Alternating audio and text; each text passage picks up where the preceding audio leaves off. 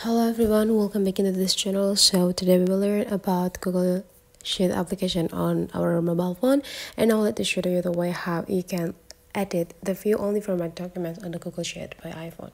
You just need to open the Google Sheet application, and the next thing you need to do is just open the documents that is in the view only format.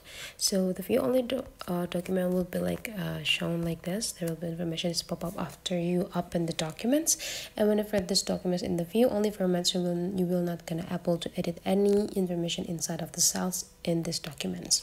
So if you want to edit this documents, you just need to go click the three small dots on the top right corner, and there will be like a request to edit accessed.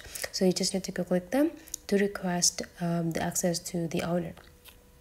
But then if you want to edit the documents real quick, you just need to go click the share and export and go click make a copy, and then the application will copy this document real quick for you.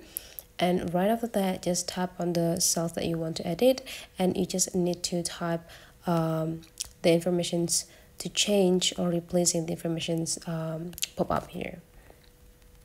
And right after that, you just need to go click this checklist button. Now go click this checklist button on the top left corner, and you just need to go back and rename these documents according to the informations that you need.